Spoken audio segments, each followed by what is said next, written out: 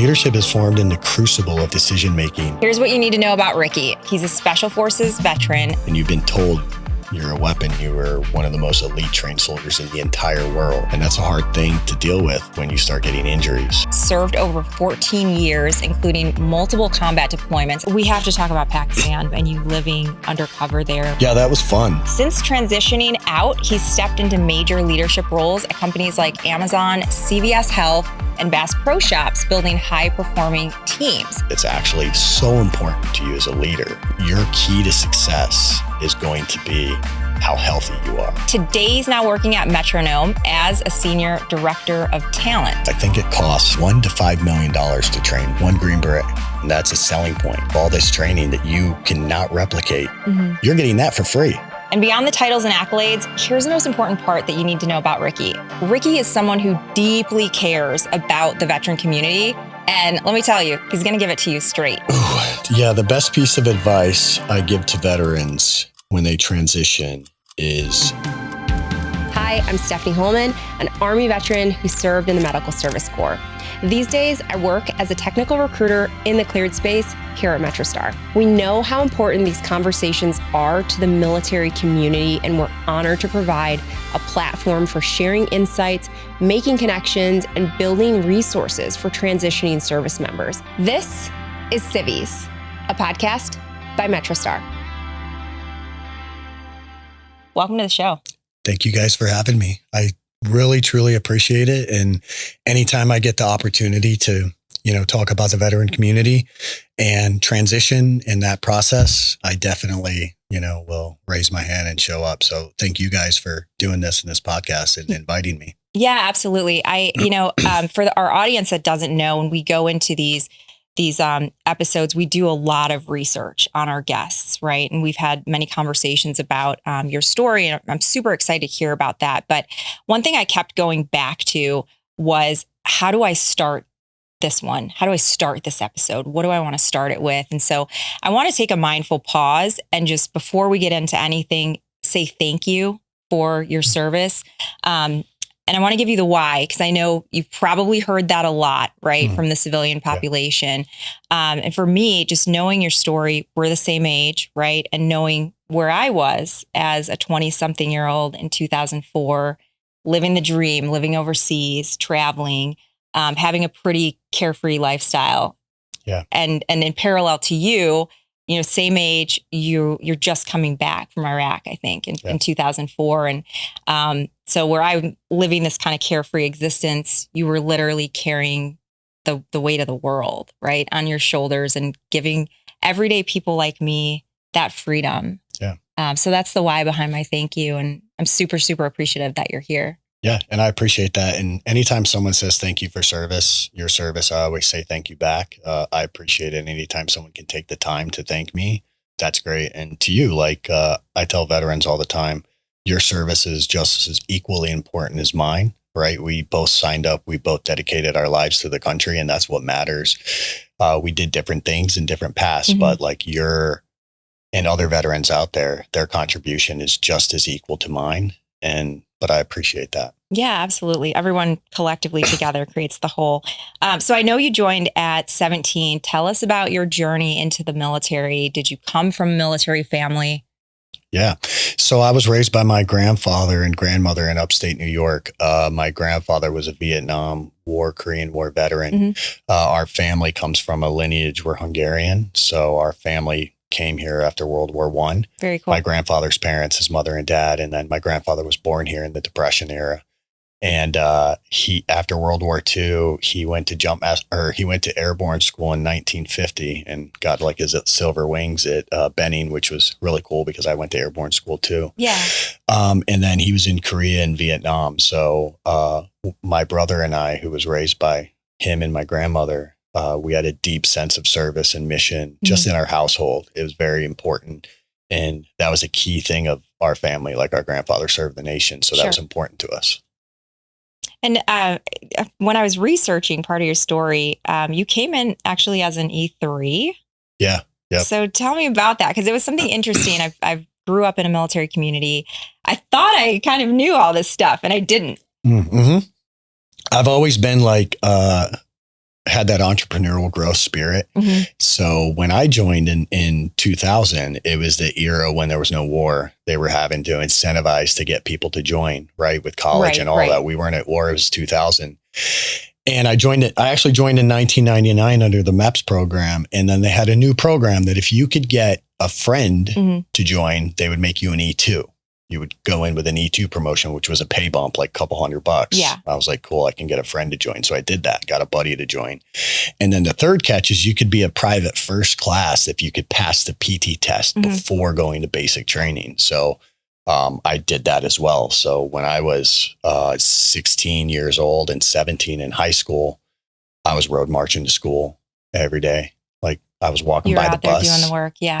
I had a 45-pound weight in a rucksack that I got from my recruiter. And I was that crazy kid that everyone's yelling out at the bus. Like what are you doing? David or Grogan's like, what are you doing? And I'm like, I'm motivated, man. I'm like, and it's wild because like, you know, I've had friends reach out to me at that time and be like, no one knew at the time. We thought you were this crazy teenage dude that was just road marching to school. And like, we see you now and like, it makes sense. Like why you were so extreme and crazy. Like, you became a Green Beret. Like that's what you were doing. So at that age, I was like so set on being the best soldier that I could be. So I came in physically fit as a private first class and all that. Yeah. And that was part of your story that I wondered about because you've done some pretty elite things, quite honestly, that a lot of people in the military don't get the opportunity to experience, mainly because of that physical component. And so I wondered if you were athletic as a kid and always outdoors and kind of how that played into your path. Yeah. I mean, I was always outdoors, always athletic. And I've said on a few podcasts before that I probably had ADHD. And, you know, this is an era when we didn't have cell phones. We didn't have distractions. We didn't have computers like that. You read a book or you went outside and played, and that's what you did. So I was outside playing, running, football, sports all the time. I was a athlete. I played wrestling. I played football. So I was always exercising, and I loved getting in shape. You're active. You're always moving. Very much. Did you know that you wanted to become a Green Beret when you joined the military? What was your introduction to Special Forces? Yeah. So not necessarily a Green Beret. I hadn't learned, you know, I watched Rambo and you're like, wow, that'd be cool to be Johnny Rambo. Who doesn't want to be Johnny Rambo? And you know that he's a Green Beret, but it's like a movie, right? Like, is it real? Can I fly a helicopter? Maybe, maybe not. But like, you know, Rambo, I watched that, but I actually joined, my first job was a cook. I joined to be a cook at MEPS. And when they brought me up there. Oh, get out of here. Okay. This could have gone in a totally different direction. Oh, for sure. Keep going. Yeah. And then I was with my uncle at the time, and he's a former veteran too. He's passed away now. But when I came back from Syracuse for MEPS, I was like, I'm going to be a cook. I'm going to Germany. And they gave me $20,000 bonus. So I was 17 and I was chasing the money.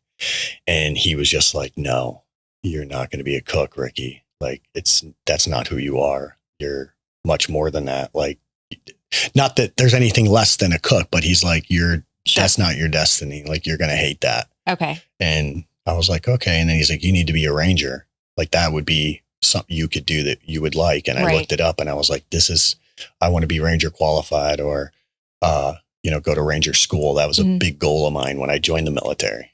When you looked at the Rangers, so full transparency, if someone was like, hey, Steph, we want you to go be a ranger, fear, anxiety, I have all these things, right? Yeah. That would just initially pop up of like, I don't know that I can physically do that. What were your emotions when you looked at the Rangers? Were you pretty just like excited? Like, that's what I'm like, you just knew it in your soul? Yeah. So like when I went through basic training, I was the honor graduate of basic training. So I got an automatic slot to go to airborne school. So I went to airborne school right away, which I said was cool because I got to go through the same airborne school my grandfather did. And, you know, that was really great. And when I went to the 82nd Airborne Division, they have slots for Ranger school. And I was at the unit maybe 6 to 8 months, I think. And I had a platoon sergeant that really pushed me to go to Ranger school. And like, I looked at it and I had seen a few Rangers in my unit at the 82nd. And yeah. So you'd seen them in person. Yeah. Got like to interface. Ranger qualified guys. Okay. And they carried themselves differently. They're just had a lot more knowledge, a lot more experience, and just I felt gravitated towards that. Like, that's how I want to be. That's what I envision for myself. Sure. So once, people who've met me, when I make up my mind about something and I'm ready to go, like, it's hard to stop me. So once I have my mind made up, it's pretty much, decision line. I'm going. So yeah, I decided to go. So I want to pause there. I know we're going to talk about your transition into corporate America and a little bit later here, but I wanted to pause there because you're in your early 20s, especially. Those are some pretty informative years, right? Yeah. What were the lessons that you learned in that specific period of time that carried into corporate after the military that you would say helped you the most? Yeah, I would say is trusting and having confidence in your capabilities and your abilities, right? Ranger School does a good job of removing the imposter syndrome because they strip everything away from you. And it's not an ego-based school. It's a really true leadership course. And so special forces and a lot of the military courses, but like Ranger School, they're going to put you in the worst situation as possible. You plan, you go through your planning phase and you plan this beautiful mission that you're going to do. Everyone's aligned. Right. So great. It's just like a corporate project. It's great. Everyone's aligned. Everyone knows what to do. It's perfect. Where are we going with this? And then when we start the mission, then that's when the cadre take over. And then they add in they sprinkle in chaos, like, oh, this person is dead. You're being attacked by this angle. Right. And you're like, wait, no, that wasn't in the brief. No, we're doing this on purpose. So they're completely throwing stuff at you. So you're having to evolve and change. And they want you to fail. They're going to put you in situations where like nothing you do is going to make the situation faster or better. Right. Okay. You're just going to have to stick through it and go with it. So an example would be, we, in Ranger School, we were in mountain phase and, we had walked for almost 2 days straight to get to the mission. So it was like 10, 15 miles. We were being attacked the whole way. And, we actually got to the mission. It was an ambush and we finished it early. We executed it well. So as a team, you're like, this is awesome. I executed it well. And then you get to patrol base because then you can go to sleep once you get to patrol base. So it's like 10 PM. And I was leader then. And I was like, oh man, like we're going to get to the patrol base at 12. We can do priorities of work. We can get some sleep today, guys. You're already forward planning. Yeah. Right. Because everything's going beautiful. But when things go beautiful, that's when the instructors throw chaos because they don't want it to be beautiful. They know what you can do when everything's going great. They want to break it down and see what you do when you're cold, when you're tired, when you're hungry, when it's raining, and all of that. And for that gave me a lot of confidence into corporate America to trust myself, trust my instincts and say, you know what, I've been through some pretty wild stuff and I'm pretty sure I can lead my way out of this. So, and just for context, what age were you when you were being put in these, cadre changing the scenarios and you've got mock scenario of having soldiers that have passed away and what are you going to do now? What age were you? I was 19. Yeah, 19 years old. 19 years old. Yep. It's very different from the person I'm sitting with today who probably has great decision-making capabilities just from having an older, wiser lens. Yeah, exactly. And I think the thing about leadership is not only the academic portion of it and the reading and the learning and the school and the education, leadership is formed in the crucible of like decision-making and not like pre-decision-making, like decision-making in the moment that's going to matter. Right. And that's where like, that's an edge that you can get. So for me at a young age, I learned, to make decisions quickly with accurate information because more time that goes by, the more people die, the more risk you add to a situation. Same thing in a business deal. Time kills all deals. It does. Right. The more time you add, the more risk you add. So like you learn, make a decision, trust your instinct, trust your team, trust the plan, trust your training. And you have enough to make a sound decision and then adjust and then make another decision, then adjust. And then through that, you learn to guide your team through your decision-making process. That's an important piece. I can make a decision. We're going this way, but you have to communicate to everyone. There's a change of plan. I know we were supposed to go left, but we got to go right. And here's why. And that taught me at a young age to make those decisions quickly inform my team, keep everyone aligned, and then go. So I think it gave me a good competitive edge. Yeah, absolutely. A key thing that I just heard you say is sometimes you also have to make decisions with not having the full information, right? Yeah. So assess the situation, do the best you can, and drive on. So you went from being a 17-year-old enlisting to being a 19-year-old, so probably barely 2 years later, leading troops in the mountains of Afghanistan. Mm-hmm. And then a year later, deployed to Iraq. And one of the things you've previously said is train like your buddy's life depends on it. Yeah. Break that down for us. What does that specifically mean to you, especially a young man that, went into situations I can't even imagine at such a young age? Yeah. It's another one of those, what's a skill that you have that like you can use in the corporate world that a veteran has. And for me, like it was very much attention to detail to like the extreme, and to train your team and everyone around you, like everyone's life counts on it because it does, right? I was always the sergeant and the team leader that trained my team hardcore. Like when everyone would come back from road marches, they're like, where's Deering and the scouts? And they're like, they'll be back in hours. Deering's crushing souls on the fire break with rucksacks. And that's what I did. I would show up to PT and I was very in shape. I was, I could run a 2-minute mile in like 11 minutes, do like 200 push-ups, sit-ups. I was just crushing it. So I would just show up and like take souls, running, road marching, 45, 50 pound rocks and it was to push my team to that level and get them focused on war is real. Like when the time comes, like you got to be ready. Yeah. And the stakes are high. And there was something you shared with me off camera about, it was a good analogy between like sports teams, right? And the difference there, it's not just about every, athlete of course has to be on point. Yeah. But when you get in the game, you either lose or you win, and then you go home. Right. Whereas like in war, it's a little bit different, right? Yeah. You might not be going home. Correct. Yeah. And, I shared with special operations our op tempo and how, some teams you go 6 months, then you're home for 4 or 5 months, you're training in between. So your season is very much like a game. When it's a game, you're all in, you're ready to go. Yeah. You know the playbook, everything. And, when you're not at the game, you're training for the game. You're getting new equipment all the time. You're rehashing how to use it, how to upgrade, how to update everything, how to update your skills, your tactics, your playbooks. You're in this constant state of like game prep. Right. Except for us, it's, come home with everyone alive. There's a lot of pressure around that.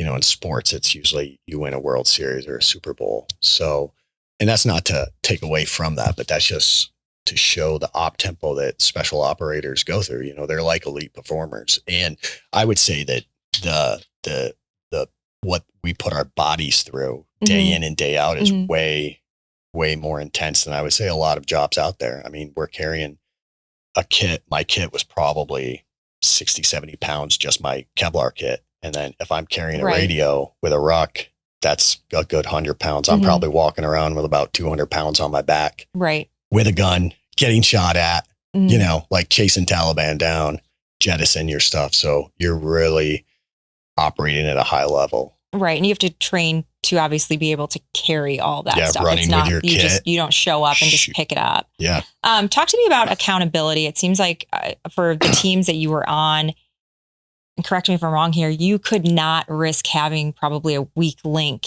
physically on one of the teams. I mean, I would imagine the guys that you served with, they're probably at the same fitness level or at a higher fitness level than you. Yeah. I'll say in the regular Army, it's kind of different, right? Because you're going to have a mix and variety of soldiers. Yeah. So when I was in the 82nd, like you're kind of left with the soldiers that get assigned to you, right? So you're getting new soldiers from basic training. So you're in this constant state of like growing your team to the weakest link and helping build your team and guide everyone around that. Special operations was totally different because everyone there is selected. Everyone there's been through the same process, the same training.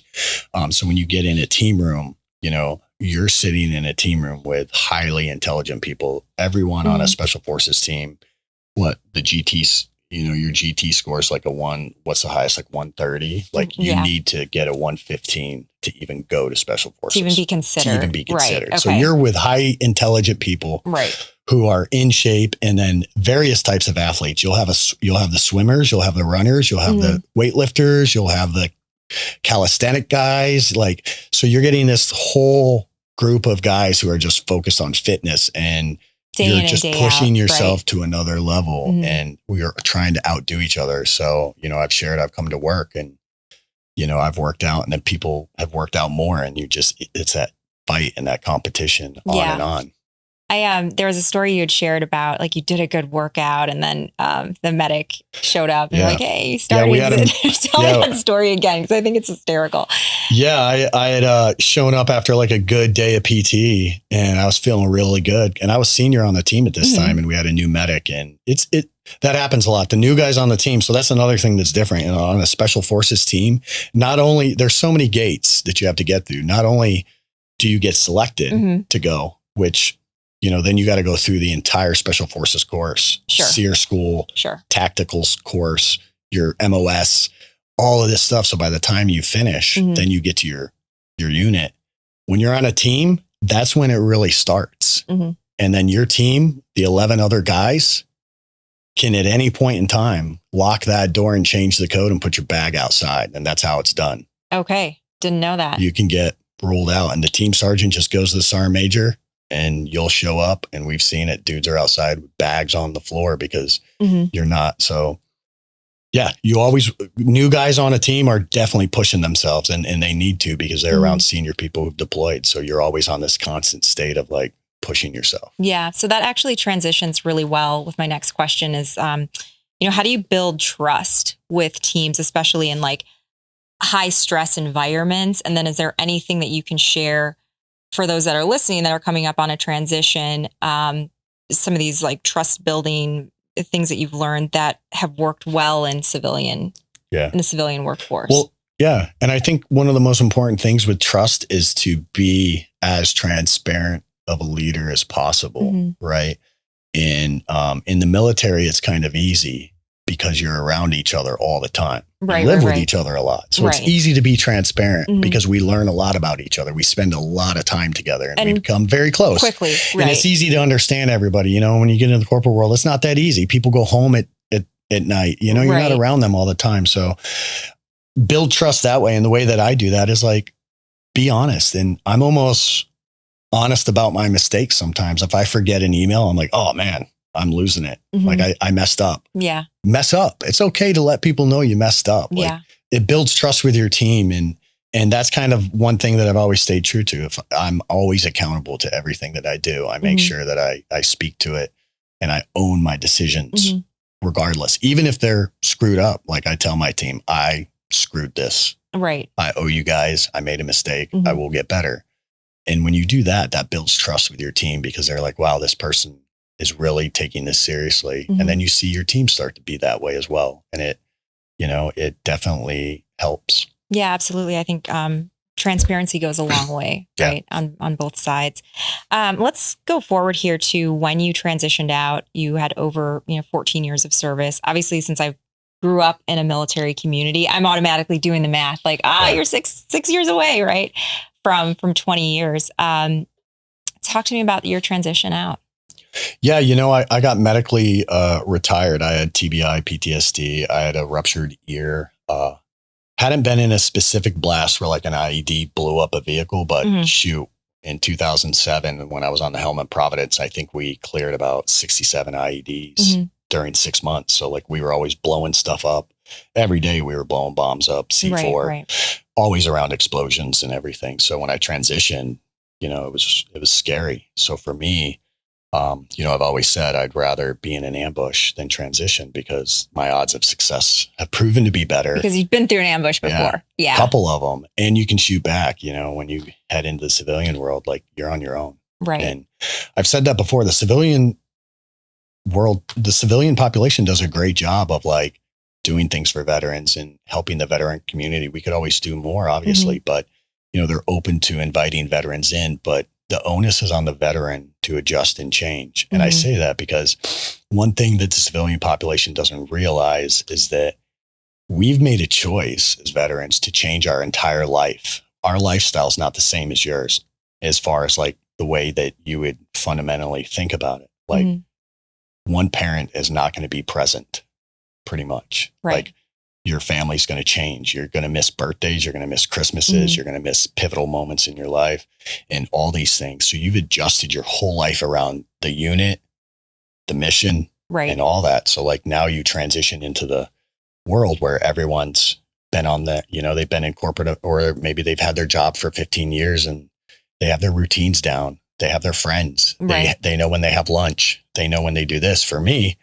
when I transitioned out, I left all my friends. So I didn't even have access to them because a majority of my friends were Green Berets and they're doing special missions. And it's not that they didn't care about me, but it's more like, dude, I'm on missions. Like I ain't got time to meet you for lunch. Yeah.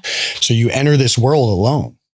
And that's why it's very much hard and difficult because you don't really have a network if you haven't built one. You know, and if you step into the civilian world expecting to be accepted and arms put around you, that's not ubiquitous.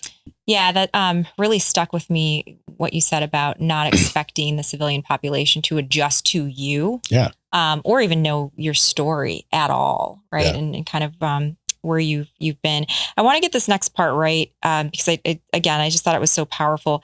You've said that the way a soldier processes combat, setbacks, and leaving the military determines how successful their transition will be. Can you unpack that for me a little bit? Yeah. Before you get out of the military, like you have to take that time to process everything.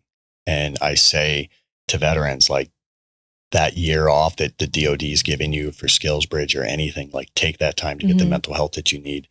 Take that time to get any of your TBI stuff straight and take the time to like go back through your memories, go back through and solve some of the things that you need solved as you enter the corporate world, because those things, those little tiny, it's death by 1,000 paper cuts. You know, your TBI's not as bad. Your PTSD is not as bad. Your back's not as bad. Eventually those things get worse.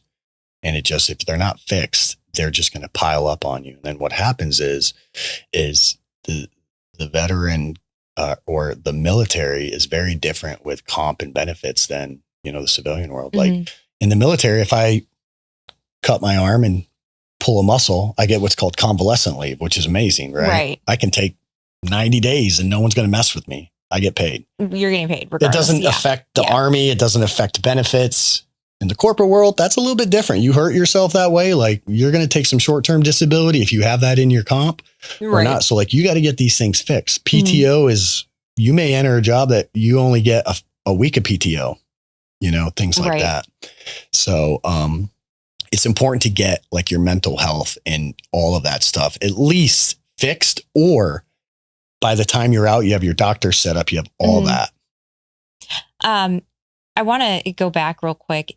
Do you think for transitioning service members, the focus is more on, like you said, kind of processing what they've been through and closing out that chapter, or is the focus on getting a job because you have to survive?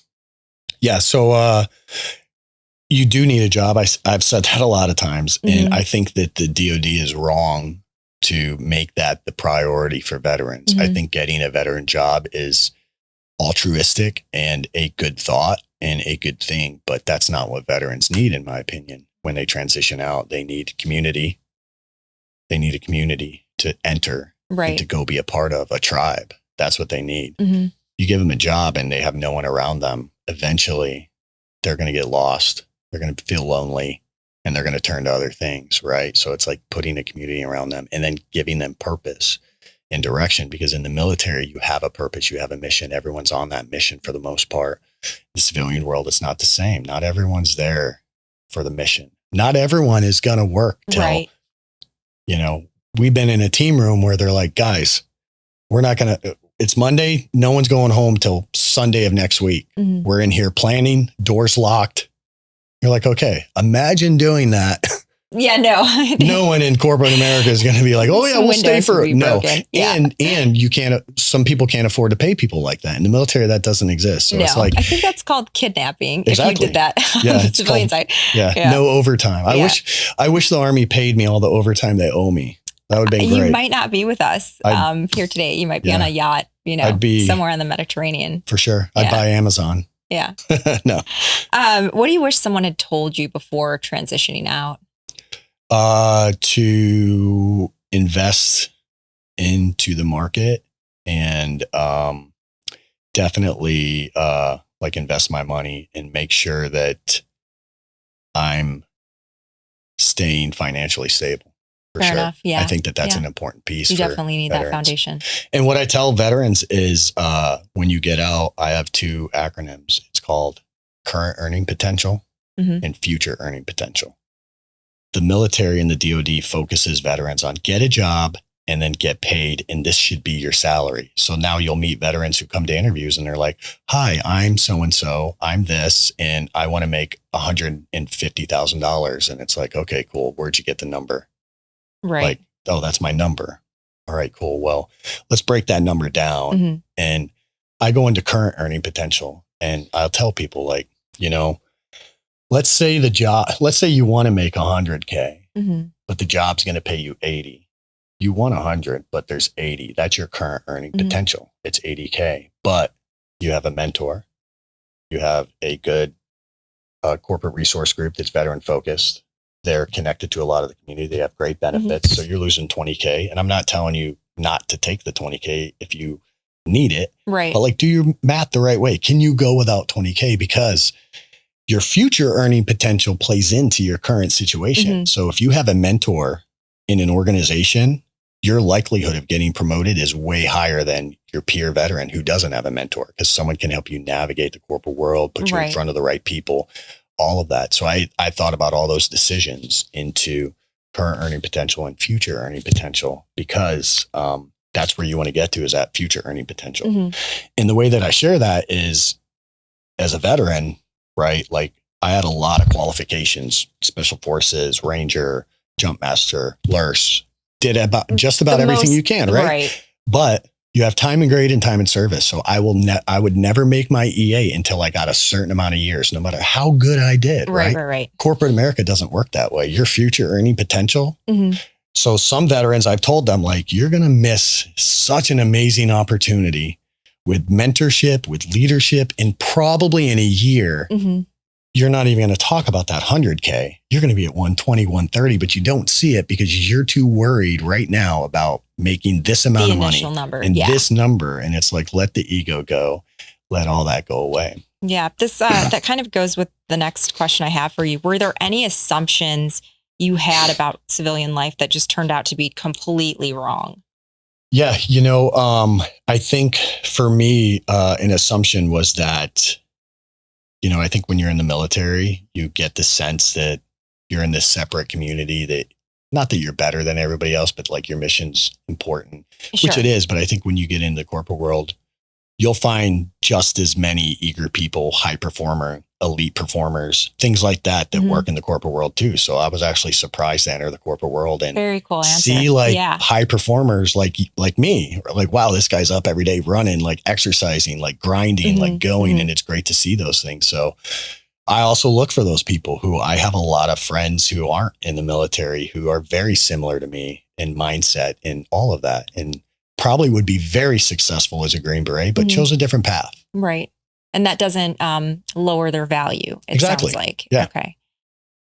What was your biggest identity challenge? And I'm saying challenge, not crisis. You talked about, the tribe and losing the tribe initially, but like, what was your biggest identity challenge after service?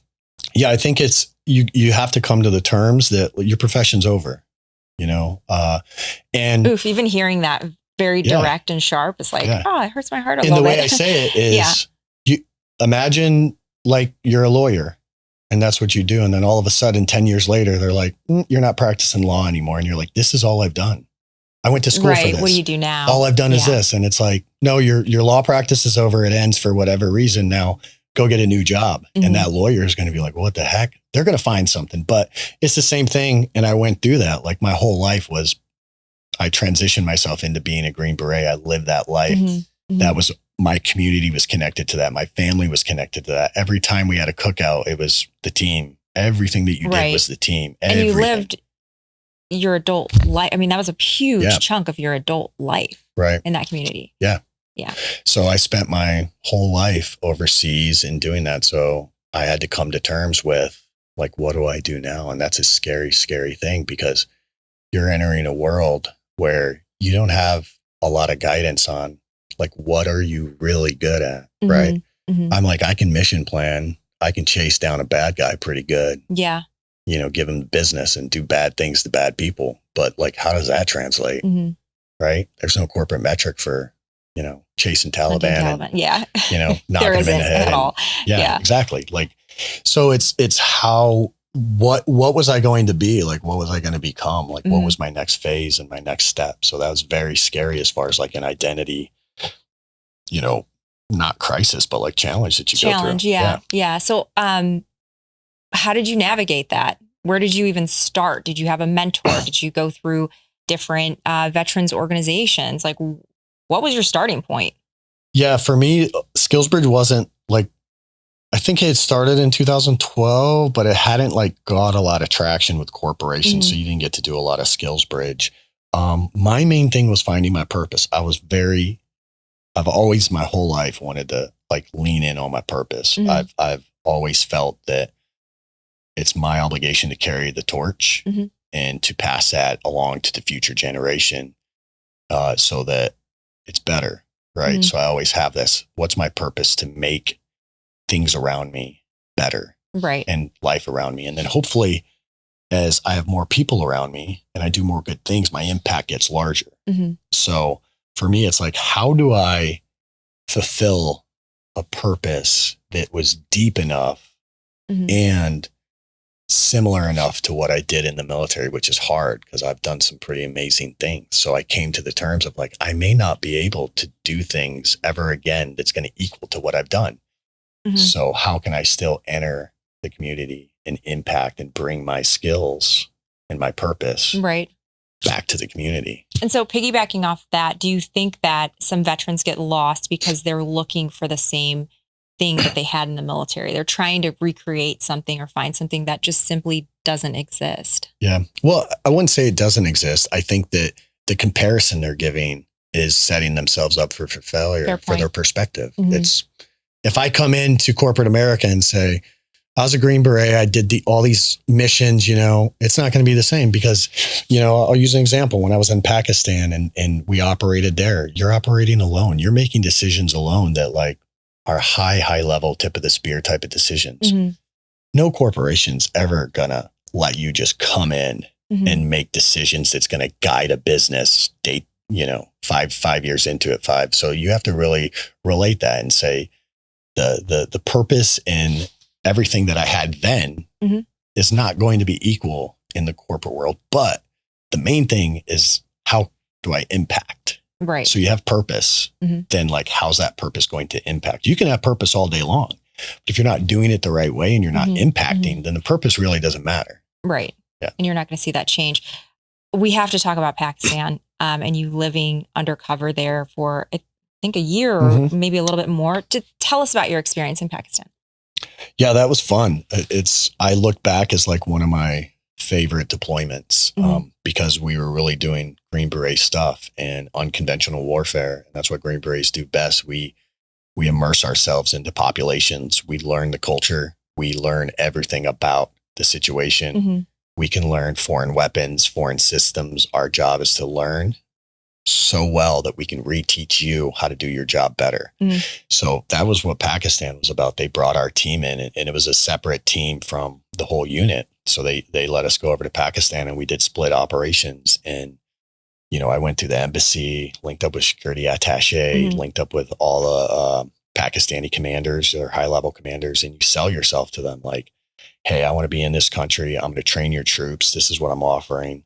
And they let you in. Right. And then you get in and you're living with the troops. You're doing PT with them. You're basically building them a basic training and advanced weapons marksmanship, all that stuff. Mhm. All the while, like you're in a enemy ridden territory, you know, Right. and I stayed on Attock Fort, which was a like 13th century castle. Mhm. Really cool.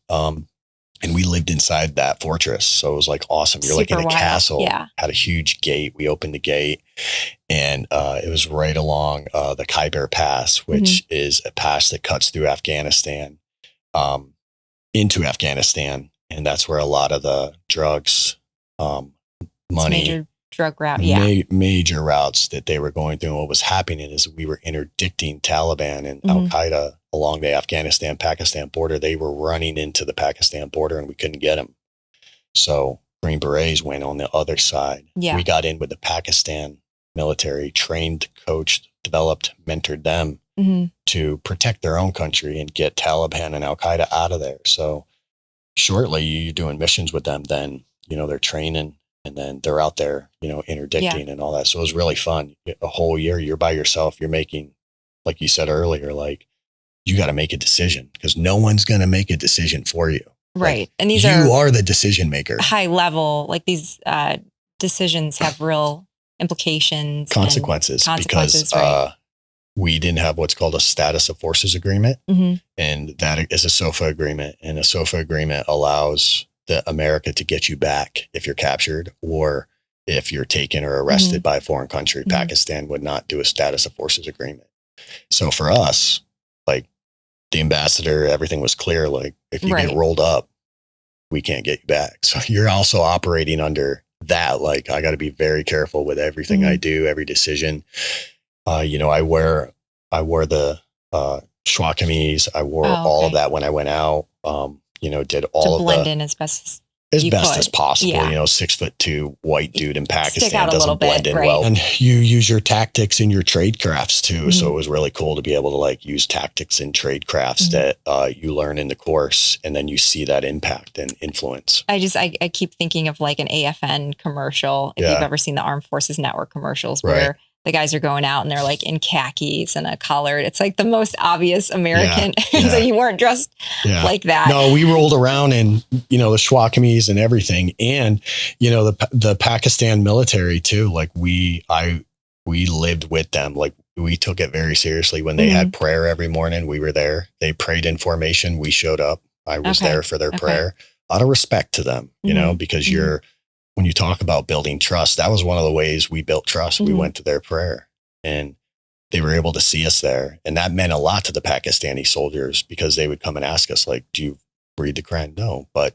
I understand it. And I understand that this is important to you. And we're on an important mission together. So I'll be here for this. And I share a story with them in Pakistan, very British influenced, you know, that area, Pakistan, India.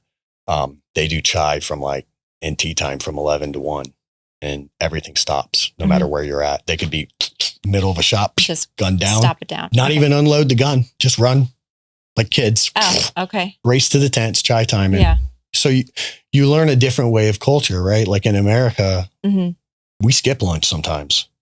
A lot of times. Right through it. Yeah. Over there, that's the opposite. Like if you skip lunch over there, like you're crazy. They're like, why would you do that? Like we're building relationships here and you get a kind of different like cultural perspective of like cultural appreciation. I appreciate this, you know, and I've thought about that at times when I take my time at lunch sometimes and all of that. I still got to do a better job, but you know, getting that cultural appreciation was huge. What I appreciate the most about your storytelling, especially for the veterans, especially in like the soft community who are trying to figure out like, how do I translate these skills? You're highlighting a lot of those pieces. And I hope that our viewers are really zoning in on that, right? You talked about like interpersonal skills, understanding different cultures, communicating different messages, like all of those pieces do translate to corporate America. It's just about how you tell the story. Do you think that's fair? Right. Yeah, it is. And you have to be able to, that's one thing about the veteran community when they transition is I tell them that you have to help that HR person, that recruiter learn about you. It's not their job to figure out what an 11 Bravo is. That's not their job. you shouldn't even say 11 Bravo because it's going to confuse the crap out of them. Mm-hmm. Like you should make it as simple as possible for them to understand who you are. Now, corporate's going to do their own. Some corporations are going to have like great programs that are going to help their recruiters understand the military culture, but it's not going to be like that. It's up to you to sell yourself, your brand, and to craft that, right? And we do that all the time. How many soldiers have gone to the Soldier of the Month board? Every time you're promoted, you have to go to a board, you have to learn, you have to sell yourself. And it's the same thing. And I will say for SOF, like special operators, we're very good at it because it's ingrained in what we do, because we have to sell the mission to the commander. It's opposite. The commander gives us the intent. Here's the intent. Here's what I want to solve. You guys are going to go to Pakistan and you're going to train them. Tell me how you're going to do it. And you got to sell them that plan. So you learn to not sell, but you learn to do the research. You learn to like communicate well, to sell what you're trying to do, to communicate that. And it's the same thing, right? You're selling them on you and communicating to them what you do. And an example would be,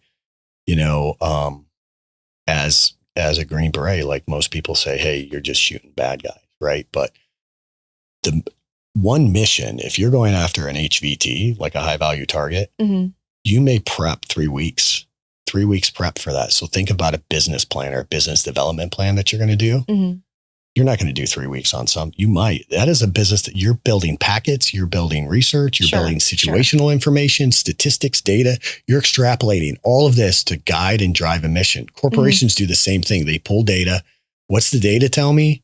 What's the ground truth tell me? And what actions do we need to do? So like, that's a great thing to let them know, like, hey, if you need someone on your business development team, I haven't done direct business development, but I've done all of the subsets that make that process successful. And it just changes the landscape for them. And then they understand it a little bit differently. So I'm also hearing, don't undervalue your experiences. Correct. Yeah. Pull something from it that relates, and lean into your craft of being able to tell that story, that experience. And, I think it's what you offer as a veteran and your experience. And I say that because I've said this before, a Green Beret, a Special Forces Green Beret, you could probably look this up. I think it costs $1 to $5 million to train one Green Beret. So think about that.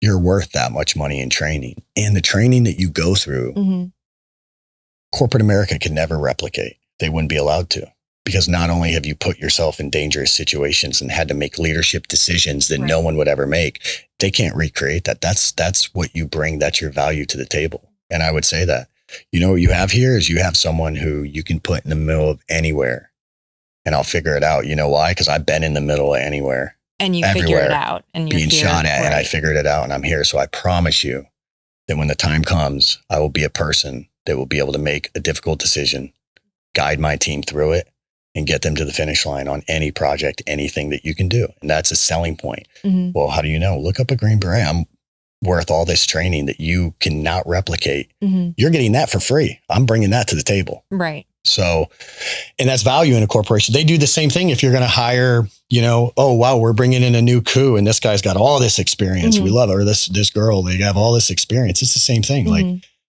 all those tangible things that aren't necessarily on a resume that are like, personify somebody, like a personal profile, and that's part of talent too. Like, what's the personal profile of this person? I know their qualifications, but like, you could be a great coder, but what happens when you're tired, you're hungry, and like, you're the only coder left, and like everyone's getting laid off or like whatever. Like then the situation changes. What are you going to do? How are you going to adapt? Yeah, exactly. Yeah. So you got someone who can adapt in any situation. And that is for any corporation. Like, think about that. You have someone that's been shot at and will adapt to anything. What are you going to throw at that person that's going to frazzle them for the day? I can't honestly think of one thing. Right. And this is probably the safest that I've felt here at MetroStar, right? And if something goes down, I may walk out. Was there a moment when you transitioned to the civilian side? I know you had a pretty successful run with CVS for several years. But was there a moment where you were like, I'm going to be okay here. I made it. Yeah. Yeah. For me, it was when I moved to Washington, D.C. and I got promoted to a district manager. Mm-hmm. So when I got out of the military, my first job was at CVS. I took a general manager position of a store in North Carolina. And then I took another store and then another store. So my third store, I ended up like rocking it out. I was one of the top stores in the company. I won their Paragon Award, which is the pinnacle of CVS. Only 8 people in the whole company win it, and they make a big deal about it. Even that, I didn't feel like I made it. Like I was just, there's photos of me up on the stage. Just they're like handing me an award, and I'm like, like, okay, cool. What do you want? Thank you. Yeah.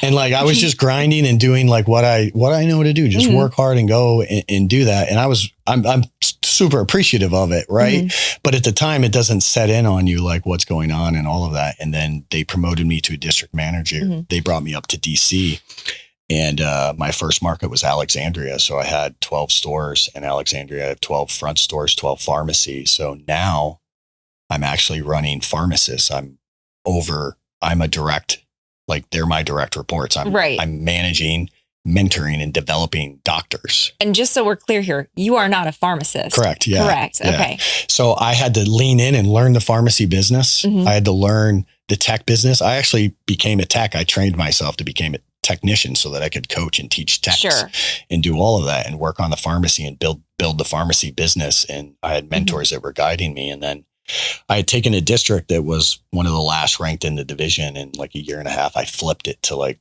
the number 1 pharmacy and the number 2 front store in the division. So then I was like, I got this. Like, I feel comfortable. Okay. I got this down. I feel like my transition is there. Slower. I'm about 5 years in. I'm stable and good. So at that point, I really felt like, all right, I'm in a good position.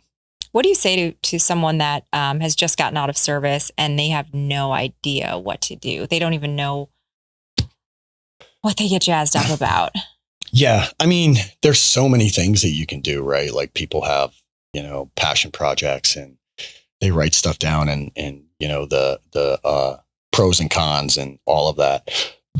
Excuse me. At the end of the day, one of the things that I tell soldiers they have to do is this is the first time ever in your life that you, and if you have a family, you guys get to decide everything that you do moving forward. And that's power, because you never had that. Because as a soldier, you don't, right? Like here in the corporate world, if the company goes awry and like your boss is mean and like you don't like anything, you just leave. In the Army, you don't leave. Right. There's orders. Right. You can't go to the commander and say, well, my wife really loves the beach, sir. So we're going. That doesn't fly. First time ever, you and your family have a chance to make a decision on where you live, where you go, and what you do, and include everyone in that before you even think about what you're going to do. Because then you're going to come up with this grand idea. Oh, I'm going to Washington to do this. And your wife or your significant other's like, that's not in the plan. So figure that out. Right. And then don't pigeonhole yourself into certain roles and certain salaries. I fundamentally disagree with that approach where someone sets themselves, I need to make this much money and all of that. I need to make this, because when you come up with that number, how did you get there? What's your value? All of that. And they pigeon themselves into that. And then they're like, okay, good. I'm a project manager and I need 120. In the world of recruiting, like you've just taken a funnel of open jobs. Right. And now you've gone all the way here. And now you're just searching on this little bandwidth. And guess who else is in that bandwidth? All of your competition. Right. PMs who want 120. And guess what? They've been doing this for 12 to 15 years. I was going to say 10. Yep. Right 12, on money. And they're senior. Yeah. So who's going to get the job? You're a veteran. They love you. But at the end of the day, I've even been on the other side of this now. So I share veterans. There's times like you, as a talent director, I have to make the best decision for the company and for my team. And I'm going to put the best player in that's going to guide my team to win. And it may not be a veteran. It may be the best player that has to be. So don't pigeonhole yourself into that. So, and the second thing, because I get on a tangent, is the work from home with veterans is. Ooh, this is a hot topic. I'm going to adjust myself and sit up a little bit straighter for this one. Same thing. Yeah. So if you do statistics, probably now there's about 30% of jobs that are actually work from home, maybe a little bit higher. We can look up the numbers. I could be wrong, but 30 to 40% of jobs are work from home. You just did the same thing. So now you've taken all your PM jobs. You've taken that little bandwidth that you're operating on and you're like, oh, and I want to work from home. Good. So now you've even limited your little bandwidth and now you're competing with every single person that's in that company that's worked there for a decade that are like, I'm working from home. Who are you? So you severely limit yourself from a competitive standpoint. And like, why would you do that? Because if your number one focus is to find your purpose and find your job, then like, why are you limiting yourself on all of these and putting these, well, you know, I've served in the military and my family right now wants to work from home. And I'm not saying that you can't do that by no means, everyone. I'm not saying that you can't have that opinion, but that can't stop you from the right opportunity and from the right thing. Too many people are not too many. Sorry, I'm generalizing, but I've had situations where it's like, no, I won't take the job because I have to work from home. And there's a difference between maybe you have a family situation where you have to work from home. Maybe this. No one is guaranteed the right to work from home, in my opinion, unless it's from the company. And if your company does that, that's great. But if you're looking for a job and you're working and it's working from home, you're severely limiting your ability to apply to things. Right. And you're going to limit your success rate. And that happens all the time. And then you'll find a veteran 8 months in, like, I can't get a job. Why? I'm 120, work from home, and I live in Fayetteville, North Carolina. Like, there are none of those jobs there. Yeah. Yeah. Understand the market, understand the situation and all that.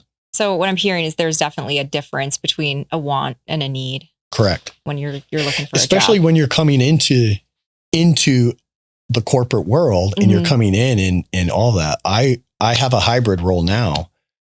I never got to work from home until like 8 to 9 years into my civilian career. I didn't just get out and get in. And I tell people that, like, why? No one's earned the right to do that. Right. You can have that and you can want that, but you're going to severely limit your opportunities and you may miss that golden egg just because you've limited your perspective and your thing on that. When really, like, how rigid are you on it and how adaptable are you to that for the right opportunity and for the right position? Another piece I wanted to highlight, I mean, it definitely sounds like you're a proponent of just doing the work. Do the work. Don't expect anyone to figure out your next path or next step. You have to have that internal conversation and do the self-assessment piece of that to figure out, like, what is it that you like? Yeah. And what do you not want to do? Right.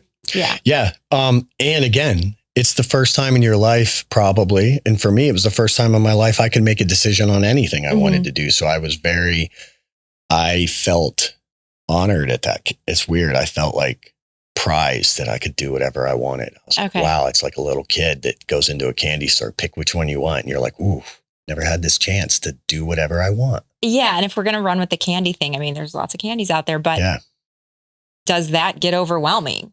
Very much so. Right. You've got 20 different flavors or whatever. Yeah. So how did you work through that?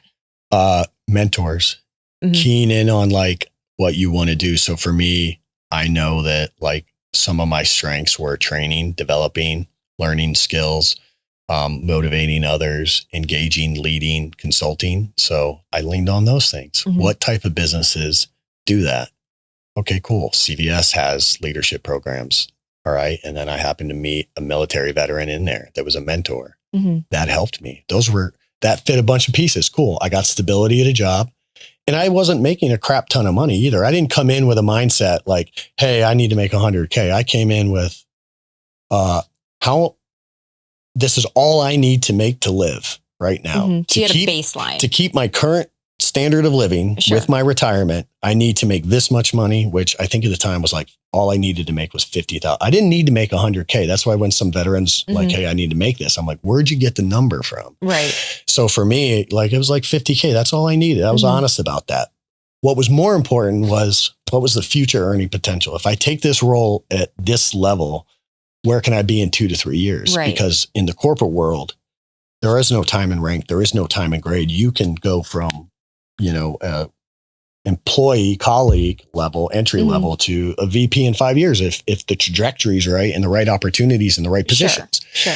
So you'll miss that. So for me, it was like leaning in on those skills and then finding where I fit into those. And then while I'm in that role, you're looking out to the next, like, all right, what would be my next role? So I slowly got into talent more. Then I started taking talent courses, skills, SHRM, and I started building that up. And then you take another role and then you build on top of that.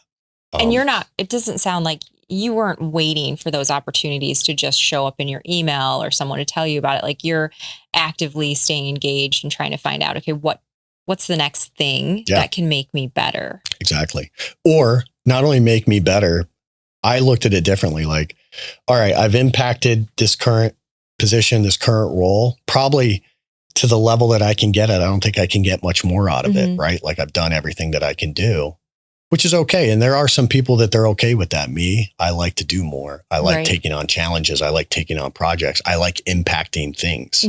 So you'll always look out to like, what can I impact next? Okay, cool. I'd like to get into this space. These are mentors. I'm interested in this. How do I get to that level? Who do I need to connect with? What skills do I need? What kind of partnerships do I need to build? What do I need to learn currently? And then you start building that. And if you do it that way, not only will the opportunities come, but opportunities you didn't even know existed come your way. And I go to a lot of nonprofit community events. I go to a lot of things where I'll meet people. And then after that, you'd be surprised. A couple months later, you get a call like, hey, I met you here. I have an opportunity. Love to discuss it. And you're like, yeah or no, but you have to proactively promote yourself. In the military, it's not that way. You get E6 and then E7. I made E7 in 7 years, which is freaking wild. It's 7 incredible. years I made E7, which is hard. But to make an E8, you need 14 years in the Army. So I spent 7 years as an E7, rocking it out, doing all the missions, doing all the stuff. And I would never, ever, ever get that next promotion. I had to wait. And you wait. You just do your job and you wait because nothing you do is going to change that outcome. Right? Yeah. When you get into the corporate world, it's a lot different. You can leverage a lot of that. You can work harder. You can proactively position yourself into a new role, into a new position, into a new company. And you're constantly training and getting better. There's no different. If you stayed in the military, you would still train every day. It's the same thing in a corporate world. If you're entering a job in the corporate world and you're not training and getting yourself better, like your outcome of success is probably going to be limited. Yeah, absolutely. I would definitely agree with that. You touched on nonprofits. We're going to get to that in a minute, but I want to talk about self-care. For me, it's important that people know a little bit more about the guests that we bring on a personal level. The reason for that is I always say perception is not reality, right? You seem very high flying. You've got your stuff together. What I've learned about the most successful people that I've met is there's usually a system behind their success. Like they are very in tune with their self-care. Yeah. Talk to me about your self-care.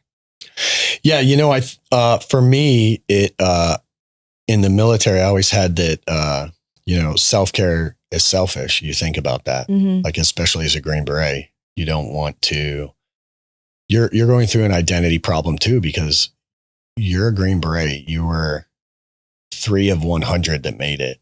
So, and you've been told you're a weapon. You were one of the most elite trained soldiers in the entire world. And that's a hard thing to deal with when you start getting injuries, because then you're messing with your own head. Like, how am I shooken up? Like, I'm one of the toughest people I know. Can you say that again? You are a weapon. You are a weapon. Yeah, you are. You're essentially a weapon that the government has made, and they're utilizing you, and that's part of the process. But like any weapon, you have to keep it clean. You have to keep it zeroed.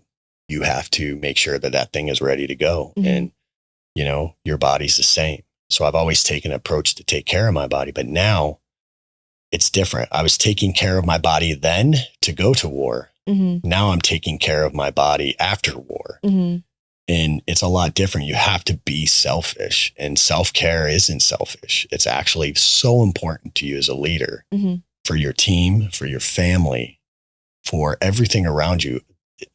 Your key to success is going to be how healthy you are. You can have the right job with the right salary, with the right environment. If your mind isn't straight and your health is not straight, you're going to miss work. You're going to be consistently battling with the VA.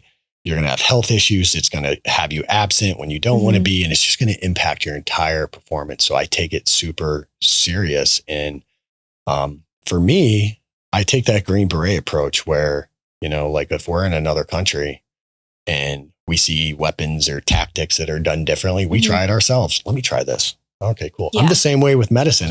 If another guy tells me that like this self-care works, cold plunges work, I'm going to try it and see. Yeah. Oh, I like this. So that's how I've taken my approach. And, you know, I talk about operator syndrome a lot, and I'm a huge proponent of it. And it's not recognized in the VA yet. And it's in small circles where they're talking about it, but it's where operators have worked so much and put their bodies through so much stress that they have systemic issues. That's PTSD, TBI, knees, back, elbow, everything is messed up that you have to fix. And if anyone's dealt with the VA, to fix one thing takes months, right? Because you got to go to see your PCM, then you got to go get community care, then you got to go this, and they only let you do it for one. You can't do it for all your stuff at once.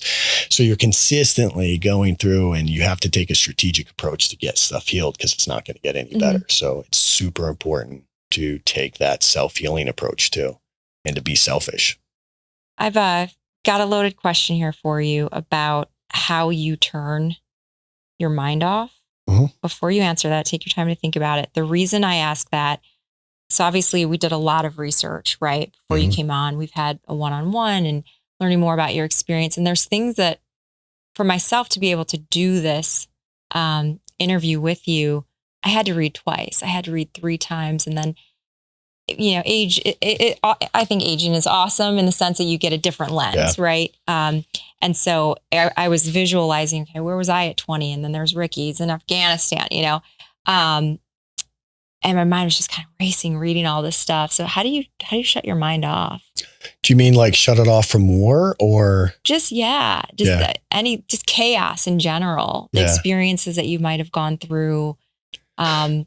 It's what it is initially I wasn't good at this. I wasn't good at letting it run its course. And PTSD, TBI, a lot of that is increased heart rate, lungs, you know, you're frantic, you're panic and all that. Sure. And your normal reaction as a veteran is to, oh my God, clench up and hide. And you feel ashamed and you want to run to a corner. It's almost like a kid in trouble or you stole something. You're like, oh my God, why am I so different and bad? And this is horrible. Right. And instead of like embracing that at times and letting it run its course through your body, because it's energy, it's definitely emotions that need to, and the more you pack it down, the worse it gets. And that's when it explodes. So the more you deal with it and go through it and allow it to be a part of you, because it is a part of you, the more your body adapts and adjusts to it being. The body is an amazing thing that can heal itself. The liver can heal itself. The brain can heal itself. When you let it run its course, your body eventually, you know, with help and medicine and all that stuff, and you remove substances and all these things, your body will heal, your mind will heal, and you'll start dealing with those things differently because your brain's trying to rewire it and figure out what happened and recreate it. So if you allow the process to go through, and then over time with therapy and psychologists and psychiatrists, I've learned to like allow it to run its course. So now it's like less as, you know, it's not as overwhelming. I'll have an episode, but I know how to calm it, or I can feel an episode coming and I know how to calm it. So it's learning that. And it's just like being a tactician at war, right? If I go on a mission and I mess up or something happens, I'm going to adjust the next time. It's the same thing. So don't try to just hold it in and squish it down, but there's value to going through it. Yeah. Through the process and feeling it. Yeah. Embrace the suck.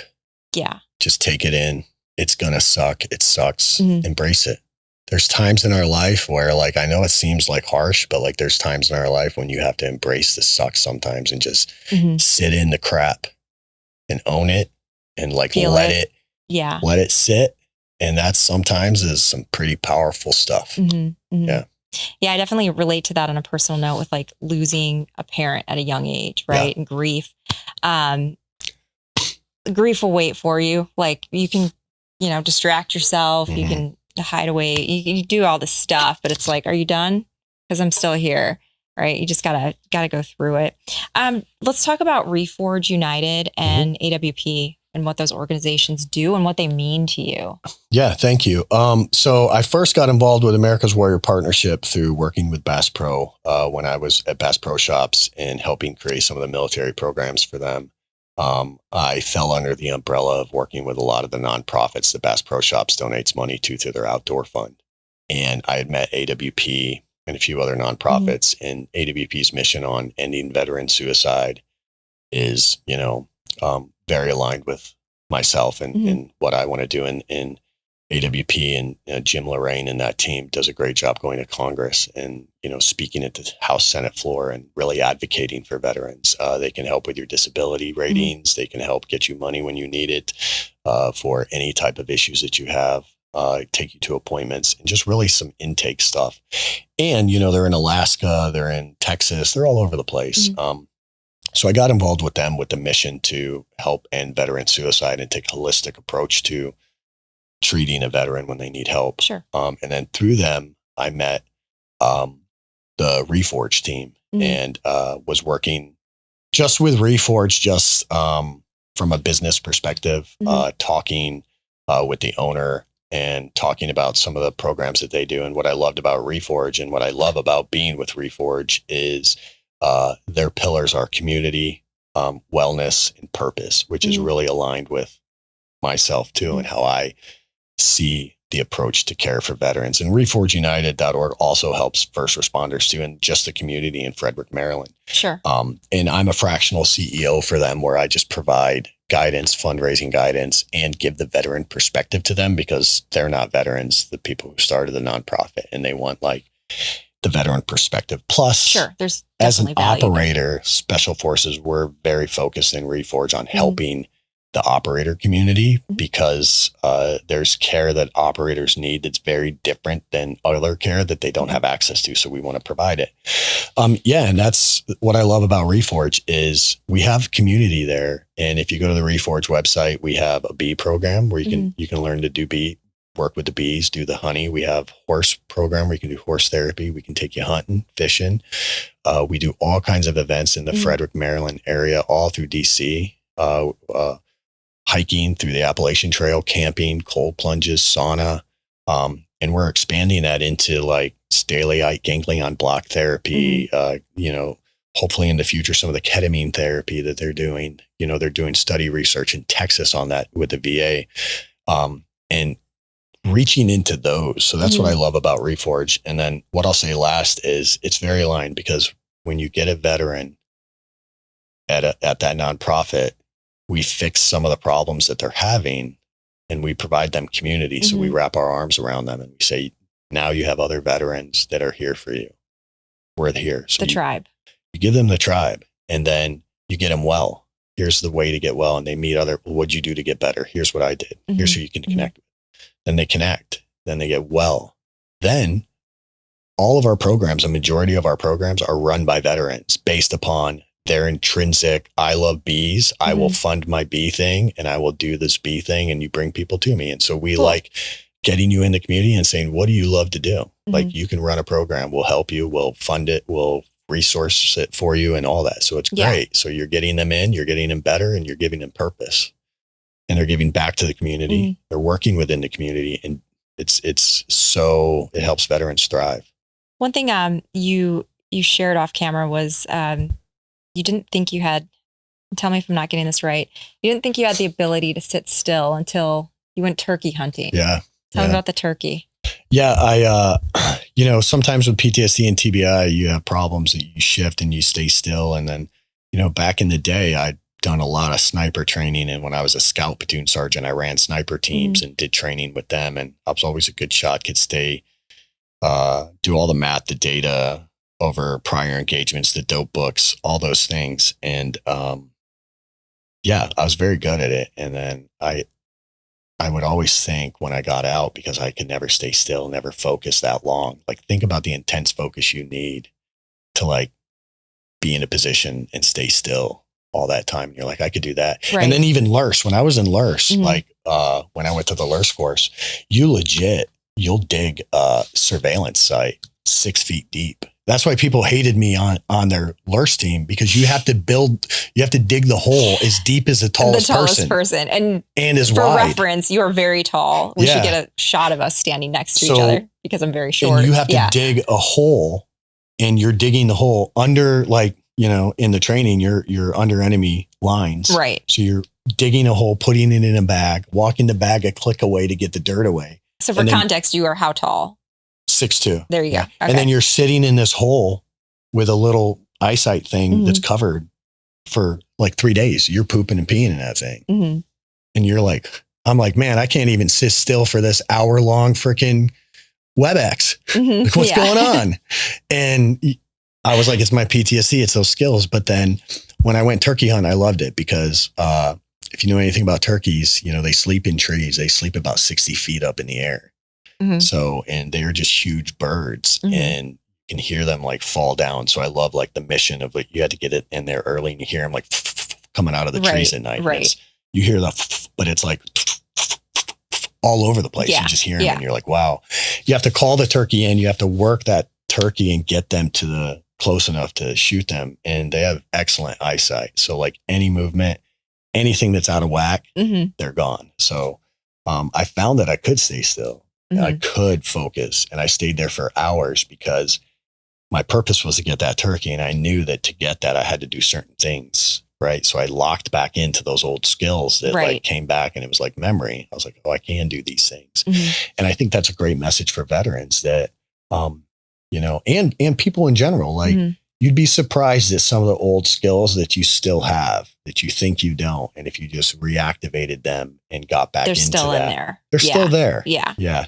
So I don't know if you know who Paul Harvey is, very well-known radio host. And part of his show was like, okay, so here's the rest of the story. So I need to know, what's the rest of the story? Did you get the turkey? Did the turkey end up on the Thanksgiving table? What happened to the turkey? No, I didn't get the turkey. We couldn't call him in enough. We didn't get him in. Yeah. We couldn't call him in. And we were trying, but it's on my bucket list. I will get one. Yeah. And I'm going to go again this next September, October. Okay. Good luck to you. Thank you. I'll have to bring you. Send us an update. Bring us some turkey. Last question here on this, just with non-traditional forms of healing. You kind of mentioned a few things earlier, and I was really surprised by your knowledge base when it comes to veterans and maybe non-traditional forms of healing or medication that's out there that's not very widely known. Yeah. Anything that comes, top of mind to you that you think's important for veterans? Yeah. So a big one that I liked is stellate ganglion block. So SGB, which I had done through Dr. Mulvaney in Annapolis, Maryland. And you have two little blocks, nodules in your neck. And those nodules control your breathing and heart rate, all that. They're like an on-off switch that's a pathway. And when you've been in a lot of stressful situations, you're behind your neck, your central nervous system roots out and it grows more roots. So the more dangerous situations you put yourself in over and over, the more those roots grow and get attached to control your breathing and heart rate because it wants to instantly activate you. Right. Because it's like, this person's always in danger. Let's click and go. The problem is over time, if you do that over and over and over and over, the system's just running on its own. It's just, you know what? Let's just automate this. Like, stay in fight mode. Yeah. The brain's like, all right, guys, let's AI this thing. It's running. I'm off it. Like, I got other stuff to worry about. This person's continuously in danger and I can't stop them. So let's get this going. Stellate resets those and allows you to reset those blocks to give you some sort of like pause to like, and it shuts it down and you feel it. I've done it. It's brought over emotions, overwhelming emotions and things that I hadn't felt in a long time. And you come out of that feeling a little less heavy on your chest, and it allows you to get some treatment and allows you to get treatment and get better. And I say that when I talk about like treatments and stuff, they're specific to me, right? Do your research, talk to the right doctors, talk to your PCM. Like when I did all these things, I let my doctor know like, hey, I'm doing some, some other forms of treatment. Here's what it is. Like communicate. It's a health plan. Right. So don't just go to like turkey and get, it's not a one size fits all. Exactly. Right? And it's got to be within your health plan, and there's all kinds of things, but there is alternative therapies and alternative medicine that is available that can help treat you, Cool. Thanks for sharing that. I want to finish out here with a bonus round of questions just to get to know you a little bit better. Who's the most famous person that you've met or allegedly met? While deployed or overseas? Yeah. So the most famous person I met is Prince Harry. Wow. So we did a mission back in 2007, 2008, where we were attached to him to help, go on missions with him and protect him. And I was in his truck. We're about the same height. I was in his truck with him and spent about a week and a half. And he's definitely an awesome dude, because we weren't doing like low-key missions. We were out there giving it to the bad guys, dropping bombs, shooting, like we were in firefights and stuff. So he's definitely been out there and done that. So I love that about him. And there were a few times like I've had to grab him or pull him away or like move around the truck. Right. Which there's some protocol. You're not supposed to touch that. them. Yeah. Apparently you're not supposed to touch royalty unless you're British or like whatever, but I just kept doing it. And then in the end, I asked for a photo and then I put him in a bear hug. So I have a photo of him just like in this bear hug. So I always get to say that I'm probably the only person that's not in the royal family that put him in a bear hug. But probably. Yeah. And probably will ever put him in a bear hug, maybe. Also probably. I have seen the photo. I've seen the photo. I don't know if we're going to air it on here, but just so the audience knows, I have verified this. True story. Next question. If you could have dinner with any historical leader, so I'm talking military, political, business, who would it be? Lincoln, President Lincoln. Why? He's my favorite president and just my favorite leader. I think that he hit a lot of, you talk about leading through a crisis, like what worse situation can you be dealt as a president than a civil war? Right. Like your country is just falling apart, and he kept it together, and he just just a magnanimous person who would like put himself beneath everybody just to like push a cause and push something. So I learned a lot of leadership from him because he humbled himself a lot. And, he had the cloak and the power of the presidency that he oftentimes took a back seat and allowed other people to take leadership. He took a chance on Grant. Right. And one of my favorite stories is a lot of people may not know this about Grant, but Grant was like a really bad alcoholic.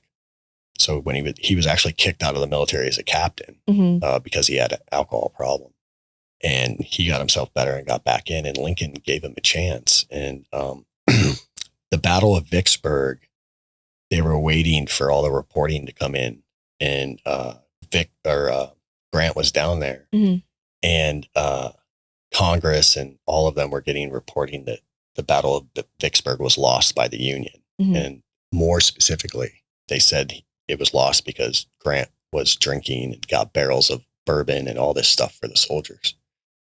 Reporting came back like a day later, and Grant crushed Vicksburg. So Lincoln went out to Congress and said, whatever he's drinking, send it to him in barrels because he's winning. Yeah. And I was like, I love that. I love that. You don't see that a lot today. He's like, I don't care. He's winning. He's doing what I need him to do. So I love that about a leader. He saw the best in people.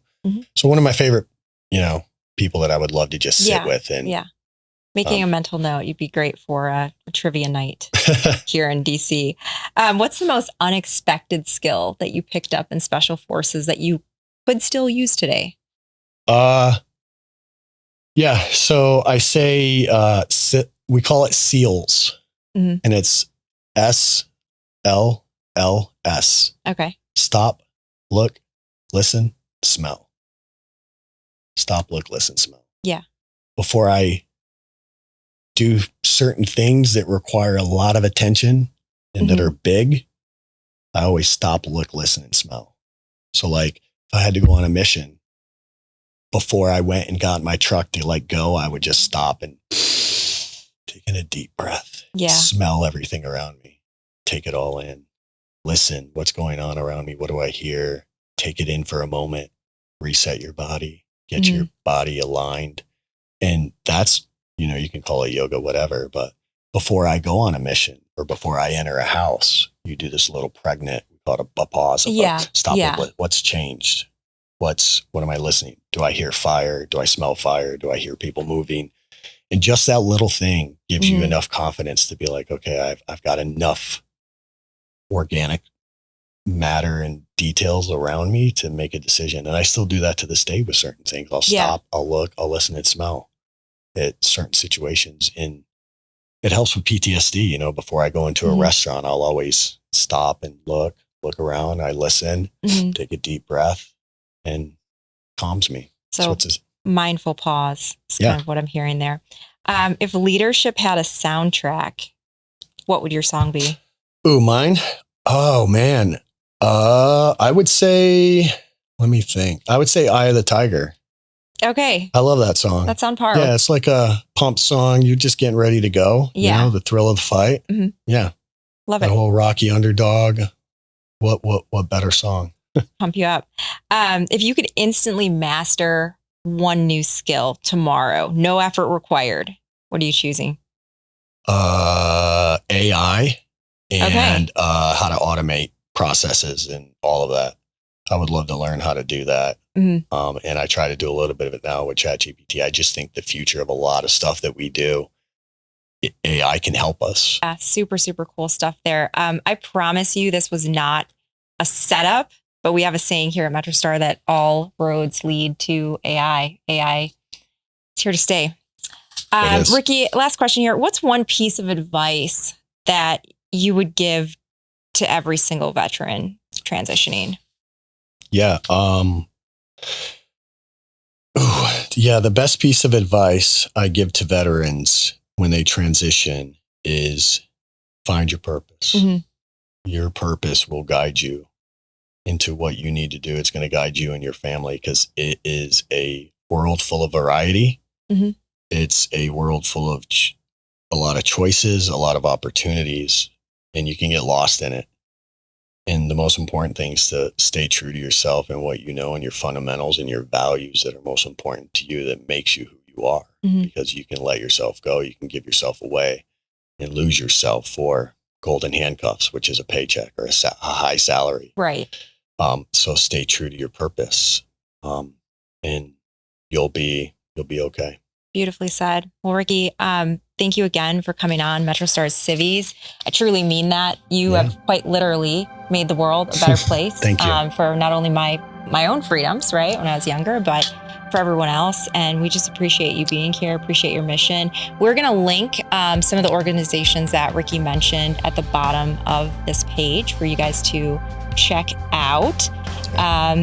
Just really appreciate you coming on. Thank you for your service. Thank you for the invite. And you also inspire us and our team. You know, I've had my recruiters inspired by you and all your posts and really push them to another level as well. So never underestimate every day your ability to impact someone in some way, right? And I try to end my day with that. Like, we've had shitty days, right? Everyone has a shitty day, but like, did I help someone? Did I impact someone? Did I do something good? And like, try to end your day with that. And never underestimate your ability to like change someone's life at any moment. Yeah. So we're veterans. If you're listening, you are not alone. That's the takeaway. Yeah, for sure. Thank you, Darren. Thank you. Thank you. You know, I did a lot of rappelling and airborne stuff. So it's coming out of helicopters.